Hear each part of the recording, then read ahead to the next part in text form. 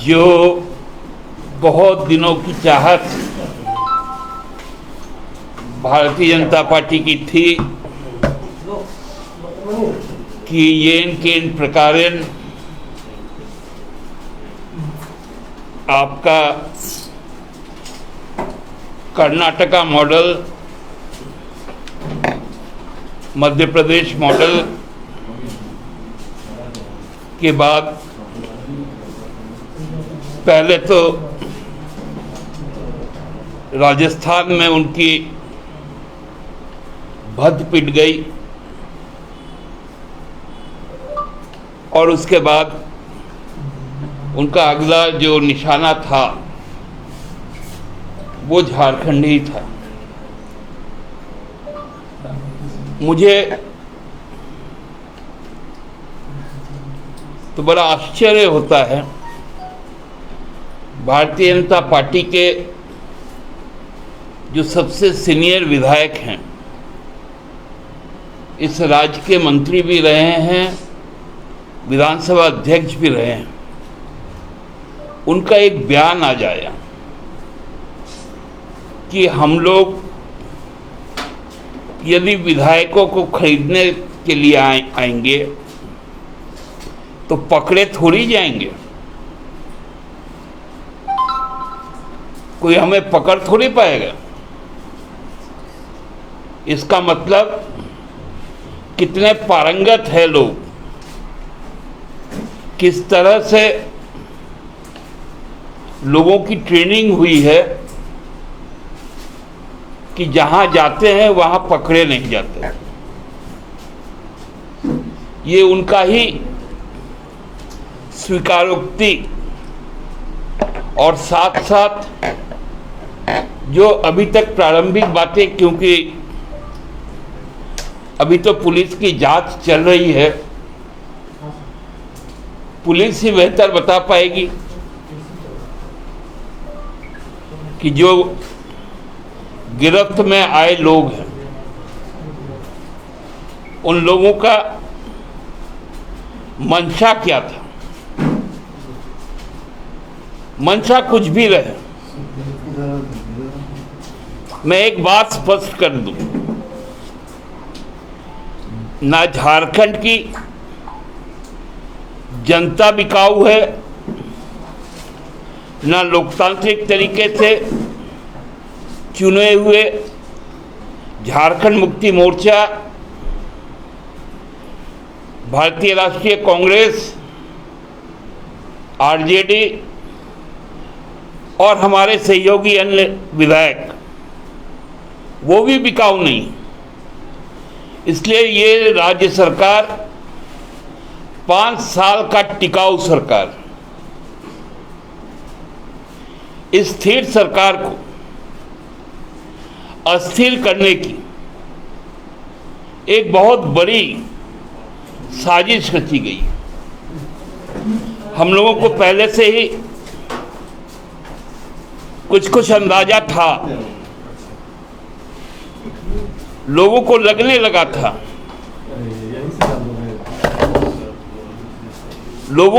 लगा था कि इस प्रकार से विधायकों के बीच में भ्रम फैलाने के लिए कोई साजिश की जा सकती है, क्योंकि इसका खुलासा दुमका चुनाव के समय भारतीय जनता पार्टी के प्रदेश के जो अभी अध्यक्ष हैं उन्होंने कहा था कि दुमका और बेरमो उपचुनाव के बाद सरकार गिर जाएगी। हमारे पास पूरी तैयारी कर ली है हम लोगों ने। उस वक्त भी आपको याद होगा कि भारतीय राष्ट्रीय कांग्रेस पार्टी के जिलाध्यक्ष द्वारा दुमका नगर थाने में एक प्राथमिक दर्ज की गई थी। उसके बाद अभी मधुपुर उपचुनाव के समय भी जो भारतीय जनता पार्टी के सांसद हैं गोड्डा से, निशिकांत दुबे जी ने भी इस बात को कहा था कि मधुपुर उपचुनाव के बाद भारतीय जनता पार्टी की सरकार बनेगी और बाबूलाल जी बहुत जल्दी ही मुख्यमंत्री पद की शपथ लेंगे। तो ये बातें लोगों के जहन में आती कैसे? प्रश्न यहां पर है कि जब एक चुनी हुई सरकार उसको अपदस्थ करने के लिए ये क्यों बेकार की कोशिश करते हैं? ये तो तय है झारखंड संघर्ष की भूमि है और झारखंड संघर्ष की भूमि होने के कारण जो भी आज सत्ता के साथ लोग जुड़े हुए हैं वे सभी लोग संघर्ष से आए हैं और संघर्ष का कीमत लगाना उतना आसान नहीं है। हम लोग जानते हैं कि अब धीरे धीरे केंद्र सरकार जिस रूप में सामने आ रही है वो रूप केवल अलोकतांत्रिक ही नहीं, वह रूप आक्रामक भी है और भयानक भी है। क्योंकि पेगासस के बाद अब तो ये खुलकर सामने आ गया कि केंद्र सरकार के विरुद्ध में आप यदि कोई भी नीतिगत सवाल उठाते हैं, नीतिगत बातें करते हैं, तो आपको जवाबदेही बनाया जाएगा, आपको प्रताड़ित भी किया जाएगा। ये केवल विपक्षी दलों पर नहीं, पत्रकारों पर भी लागू है, कुछ उद्योगपतियों पर भी लागू है, कुछ नौकरशाहों पर भी लागू है और कुछ तो कुछ भाजपा के अपने मंत्रियों पर भी लागू।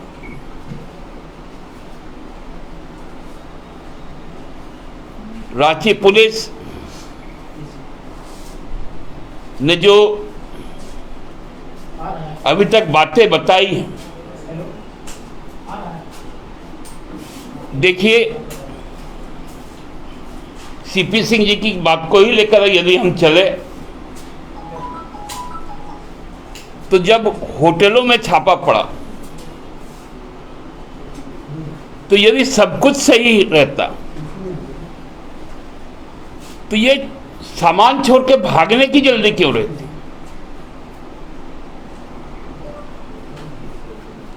ये तो संदेह पैदा करता है कि इसके पीछे कौन लोग हैं, क्योंकि ये सामान्य घटना नहीं है। मैं यदि किसी होटल में ठहरा हूं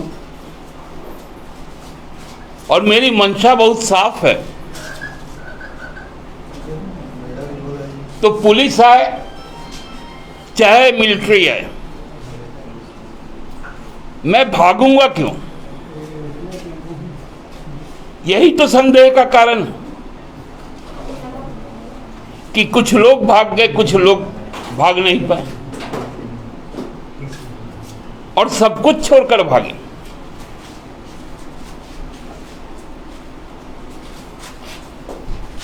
तो इसलिए ये साधारण घटना नहीं है। इस घटना को पूरे गंभीरता से हम लोग देख भी रहे हैं, समझ भी रहे हैं और आगे के दिनों में इसके लिए तैयार भी है कि यदि कोई भी तरह की अलोकतांत्रिक साजिश हुई तो फिर यह राज्य चुप नहीं बैठेगा। राज्य को प्रतिवाद करना आता है, अपना लोकतांत्रिक जो व्यवस्थाएं इस देश में लागू है उस व्यवस्था के तहत काम करना भी आता है। आज इसी बात के साथ आप लोगों के पास कुछ प्रश्न छोड़ जाता हूं कि लोकतंत्र के पहरेदार आप लोग हैं। आपको चाहिए पूरे मामले की, पुलिस तो अपना काम करेगी, लेकिन आप भी तफ्तीश करें और इसकी जो मंशा है उस मंशा को लोगों तक पहुंचाए। आप सबको धन्यवाद। कोई यदि प्रश्न है तो वो आमंत्रित। दादा इसके पीछे किसकी साजिश मानते हैं, किस पार्टी की साजिश मानते हैं? निश्चित तौर पे जो अभी विपक्ष में है भारतीय जनता पार्टी, वो लगातार इस तरह से प्रयास करती हुई नजर आ रही है। उनके बयानों से लग रहा है, क्योंकि कोई प्रदेश स्तर का नेता यदि बयान देता है सरकार पलटने का और सांसद यदि बयान देता है सरकार बदलने का, तो इसका मतलब है कि कहीं ना कहीं ये लोग उन लोगों के अंदर में। अच्छा दादा, किसी विधायक एक मिनट, अच्छा नहीं, अनूप सिंह ने आवेदन भी दिया कोतवाली थाने में और ये भी कहा जा रहा है कि कांग्रेस की फ्लैग सॉफ्ट टारगेट पे है। देखिए, अनूप सिंह जी का आवेदन हमने भी देखा है जो सोशल मीडिया में आया है। अब वो पुलिस के पास विवेचनाधीन है। हमको लगता है कि कांग्रेस पार्टी को अपने विधायकों को कॉन्फिडेंस में लेकर बातें करनी चाहिए। उनको हम सलाह नहीं दे सकते, क्योंकि हम अपने पार्टी के विधायकों को जानते हैं, साथ में हम लोग सहयोगी रहे हैं। तो कांग्रेस से भी अपेक्षा है कि वो भी अपने साथियों को अपने विश्वास में लेकर उनका प्रदेश नेतृत्व, केंद्रीय नेतृत्व आगे बढ़ने का काम। अच्छा, आपके पास क्या कोई इनपुट इस तरह का आया या आपके विधायक ने आपको ये बताया है कि उनसे संपर्क किया गया, चाहे वो जेएमएम के विधायक हों या कांग्रेस पार्टी के विधायक हों, कि किसी ने उनसे संपर्क किया है इस हॉर्स ट्रेडिंग या जो खरीद फरोख्त की चर्चा हो रही है उसको लेकर? देखिए, मैं नाम तो नहीं बताऊंगा, लेकिन ऐसे कई सारे हम लोगों के भी विधायक मित्र हैं, जिसमें भाजपा के भी कुछ लोग हैं। उन्होंने भी इस बात को हम लोगों तक पहुंचाया है कि एक प्रयास यहां पर चल रहा है। दादा, एक बात आ रही है, सरकार को गिराने की इतनी बड़ी साजिश रची गई, पुलिस इसके खुले तौर पर मीडिया के सामने बात को नहीं रख रही है कि क्या अभी तक के इन्वेस्टिगेशन में प्राप्त किया गया? आपके पास क्या सूचना है? देखिए, मैं तो कोई सरकारी अथॉरिटी हूँ नहीं। जो सूचनाएं आप तक है वही सूचना मेरे तक है, और न मैं ऑथराइज्ड हूँ कि पुलिस के साथ में कोई इंटरेक्शन कर पाऊँ। जब बातें आपके माध्यम से सामने आएंगी तो मैं भी उस पर टिप्पणी कर सकता हूँ। कितने विधायकों से संपर्क किया गया? कि क्या किसी में जेएमएम विधायकों ने कहा कि हमसे भी संपर्क किया गया था? देखिए, स्पेसिफिकली तो आपको हम नहीं बता सकते हैं, लेकिन उनका ये मुंगेरी लाल का हसीन सपना कभी सफल नहीं होगा, इतना बता सकते हैं।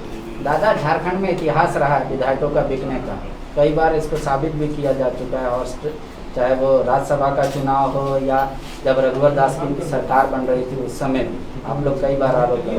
क्या उसी डर से जेएमएम डरी हुई है?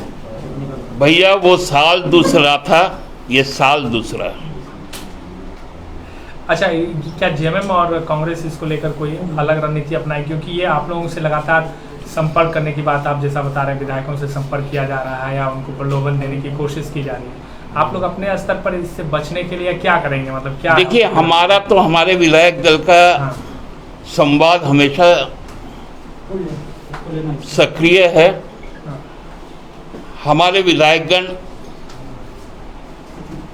बहुत अच्छी तरह से जानते हैं कि ये संघर्ष का राज्य है और इस संघर्ष के राज्य में संघर्ष के साथ ही कभी एक दूसरे को छूटते नहीं। कांग्रेस को कोई सलाह देंगे कि आप वो अपने विधायकों को, क्योंकि उनके विधायक मुखर होकर सरकार के खिलाफ बोल भी रहे हैं, कई मौकों पर उन्होंने खुल कर कहा कि सरकार में उनकी बातें नहीं सुनी जा रही है, तो ऐसे में आप सलाह देंगे पार्टी के महासचिव के तौर पर कांग्रेस पार्टी को? नहीं, मैं उनसे तो ये कह रहा हूँ कि कांग्रेस के केंद्रीय नेतृत्व और प्रदेश का नेतृत्व दोनों को एक समन्वय बनाकर अपने साथी कार्यकर्ताओं को अपने विश्वास में रखना चाहिए।